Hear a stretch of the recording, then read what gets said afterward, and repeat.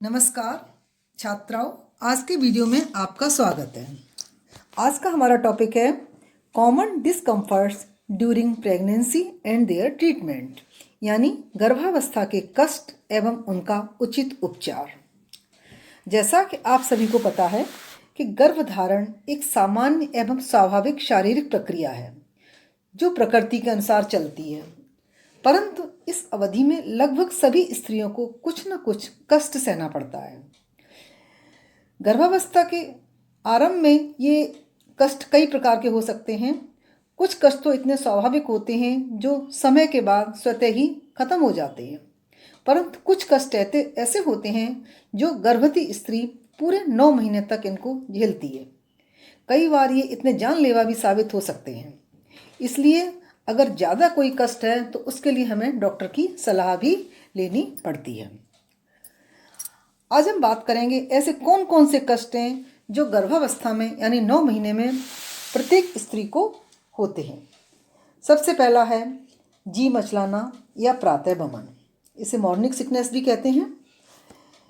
इसमें क्या होता है, जब भी गर्भवती स्त्री सोकर उठती है उस समय उसको ऐसा महसूस होता है कि उसका जी मचला रहा है या उसे उबकाई आ रही हैं, उसे वॉमिटिंग हो जाएगी, ऐसा उसे जी मचलाने की शिकायत रहती है। ये इस कष्ट कुछ स्त्रियों में बड़ा ही कष्टदायक होता है। सामान्य रूप से यह कष्ट गर्भ के प्रथम माह से लेकर चौथे माह तक रहता है और उसके बाद स्वतः ही समाप्त हो जाता है, परंतु कई बार किसी किसी महिला को ये स्थिति पूरे 9 महीने तक रहती है। अगर ये स्थिति चौथे महीने के बाद रहती है और ज़्यादा ही कष्टदायक होती है तो हमें डॉक्टर की सलाह भी लेनी पड़ती है। इसका क्या ट्रीटमेंट है?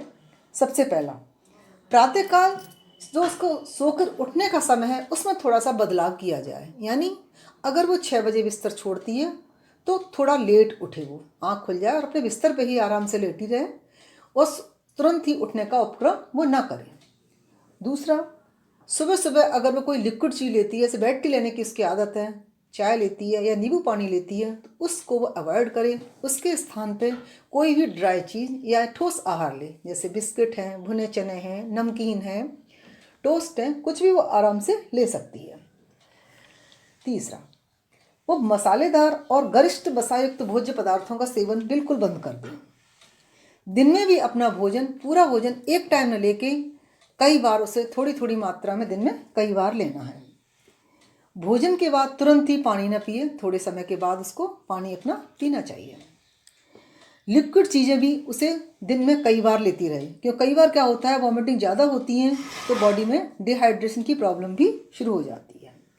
अपने मुंह में हमेशा पेपरमेंट है, इलायची है, यानी कुछ चीज़ें ऐसी होती हैं जो हमारी वॉमिटिंग को रोकती हैं, उन चीज़ों का वो प्रयोग करती रहे। उसे लंबे समय तक कोई उपवास न रखें, खाली पेट न रहें, क्योंकि खाली पेट होने पर भी ये समस्या ज़्यादा बढ़ जाती है। नेक्स्ट है कब्ज, कॉन्स्टिपेशन। यह प्रॉब्लम भी 90% महिलाओं को गर्भावस्था के दौरान देखने को मिलती है। इस अवस्था में प्रोजेस्टेरॉन नामक हार्मोन का स्रावण अधिक होता है। इस हार्मोन की अधिकता से पेशियां मुलायम होकर ढीली हो जाती हैं। इसके अतिरिक्त अधिक लौह लवण के सेवन से भी मांसपेशियां ढीली होकर लचकदार हो जाती हैं और जो कब्ज का कारण बनती हैं। इसमें क्या हमें ट्रीटमेंट लेना है? सबसे पहला तो है सुबह जो उसका फ्रेश होने का जो समय है उसमें रेगुलरिटी बनाए रखें। वो कभी ऐसा ना हो, कभी वो 7 बजे फ्रेश होने के लिए उठती हो, कभी 6 बजे उठती हो, मतलब एक उसका निश्चित समय होना चाहिए, उसी टाइम उसे फ्रेश होने के लिए जाना है। अगर सुबह सुबह उसे नहीं टाइम से फ्रेश हो पाती है तो वो नींबू पानी ले सकती है, गुनगुना पानी पी करके जाए 1-2 गिलास, तो इसे हल्की पन भी लगेगा और जल्दी उसे आराम मिल जाएगा। ज़्यादा साबुत अनाज प्रयोग करें अपने खाने में, साबुत दालें हैं, साबुत अनाज है, चोकर युक्त आटा है, इन चीज़ों का ज़्यादा मात्रा में लें। कच्चे फल और सब्जियों का वो अधिक मात्रा में सेवन कर सकती है। रात को सोते समय गुनगुने दूध मुनक्के वाला लें, जिससे कॉन्स्टिपेशन की स्थिति बने ही नहीं। नेक्स्ट है छाती में जलन, हृदय हार्टवर्म, इसे हृदय दाह भी कहते हैं, लेकिन वास्तव में कोई छाती में जलन नहीं होती है। क्या होता है कि हृदय के पास में छाती में ऐसे दर्द का उसे अनुभव होता है, इसलिए इसे हृदय दाह या छाती जलन कहते हैं। ये भी कष्ट गर्भावस्था के अंतिम महीनों में होता है, क्यों? जैसे जैसे गर्भस्थ शिशु का आकार बढ़ता जाता है वैसे ही माता के उदर ऊपर की ओर दबाव डालता है, जिससे कार्डियक संवरणी ढीली हो जाती हैं और आमाशय के पदार्थ पुनः ग्रास नली में लौटने लगते हैं, जिससे एक चिड़ उत्पन्न करते हैं, यानी इरिटेशन सा हो जाता है। और जब इरिटेशन होता है तो उसे लगता है कि सीने में आसपास को जलन हो रही है और जब उसे हार्ट बर्न के नाम से उसे जानती है। इसका ट्रीटमेंट है कि तले भुने भोज्य पदार्थों का प्रयोग बिल्कुल बंद कर दें, ज़्यादा वसा लेना बंद कर दें, वसायुक्त मिर्च मसाले वाले भोज्य पदार्थ बिल्कुल न लें। गैस बनाने वाले भोज्य पदार्थ जैसे होते हैं गोभी है, उड़द की दाल है, अरवी है, हम जिन्हें बादी भोज भी कहते हैं, बासी भोजन है, उसको भी अपना बंद कर दें। भोजन करने के 2-3 घंटे बाद वो सोए। जैसे शाम का भोजन अक्सर क्या करते हैं, खाया और तुरंत लेडी सो गई, ऐसा नहीं है। उसे भोजन करने के 2-3 घंटे बाद सोना है और भोजन करने के बाद कम से कम 1 घंटे तक उसे धीरे धीरे आराम से टहलना भी है। खाने में कच्चे फल और सलाद का प्रयोग पर्याप्त मात्रा में लें। भोजन शांत चित्त एवं धीरे धीरे चबा करके वो खाए। अगला है अपच, इनडाइजेशन। गर्भावस्था में इनडाइजेशन की प्रॉब्लम अक्सर देखी जाती है और इसका मुख्य कारण होता है गर्भावस्था में गर्भस्थ शिशु का भार आमाशय आंतों पर पड़ता है, जिससे आमाशय दब जाता है और पाचन क्रिया ठीक प्रकार से कार्य नहीं कर पाती है, यानी भोजन का पाचन ठीक प्रकार से नहीं हो पाता है। और जब भोजन का पाचन ठीक प्रकार से नहीं हो पाता है तो उसका अवशोषण भी ठीक प्रकार से नहीं हो पाता है और ये अपच की स्थिति पैदा करता है। इसमें क्या करना है, गर्भवती महिला दिन में कई बार थोड़ी थोड़ी मात्रा में भोजन करें। तले हुए, भुने हुए और ये बासी भोज्य पदार्थ हैं, इनका सेवन बिल्कुल ना करें। तरल पेय पदार्थ जैसे शिकंजी, मट्ठा, फलों का रस, सूप, दूध अधिक मात्रा में लें।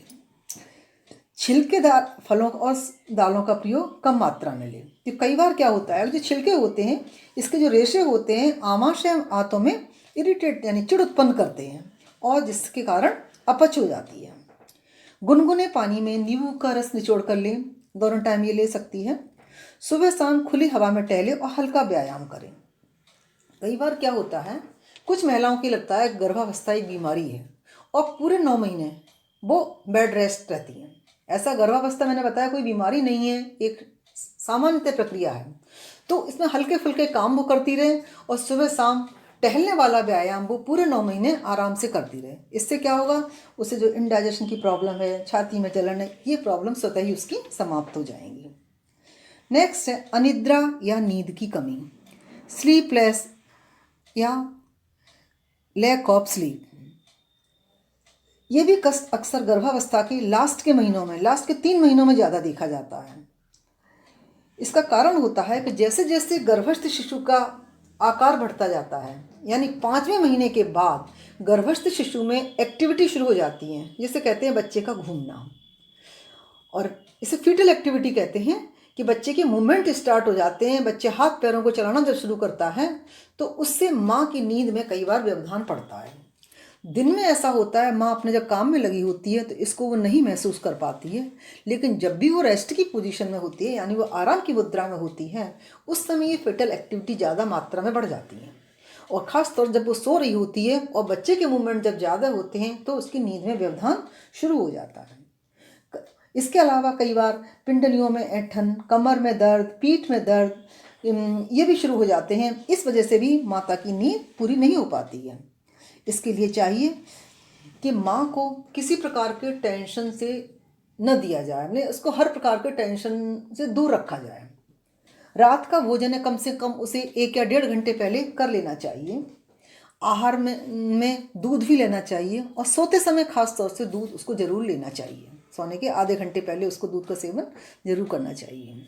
कई बार क्या होता है, हमारे कमरे का वातावरण ऐसा होता है, शोर बहुत ज़्यादा हो रहा होता है, जिसके कारण वो ठीक से सो नहीं पाती है।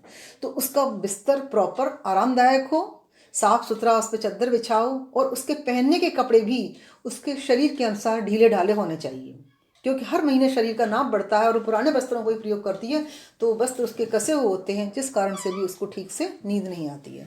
तो आरामदायक ढीले ढाले वस्त्रों का वो प्रयोग करें, जिससे उसे अच्छी नींद आएगी। सोते समय अपने सिर की मालिश और पैरों की मालिश भी वो करा लें तो इसके से भी उसको काफ़ी आराम मिलता है। नेक्स्ट है बवासीर या पाइल्स। बवासीर क्या है, ये अधिकांशतः कब्ज की शिकायत होने से ही होती है।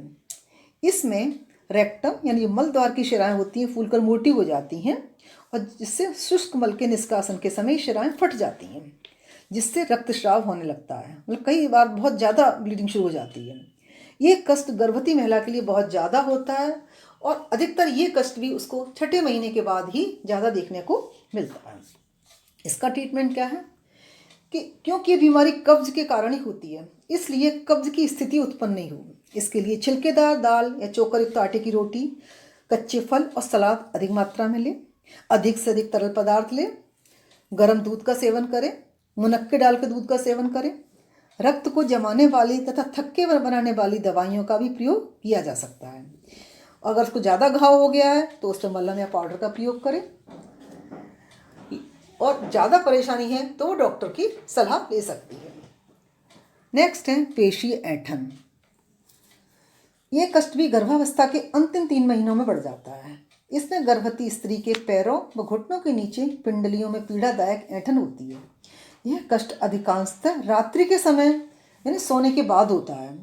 इसका मुख्य कारण होता है शरीर में रक्त परिसंचरण की कमी का होना, आहार में कैल्शियम फास्फोरस का संतुलन में गड़बड़ी उत्पन्न हो जाना। इसके लिए क्या करना है, सोते समय पैरों व पिंडलियों की मालिश करवाएं। ऐंठन होने पर अपने पैरों को सीधा रखें।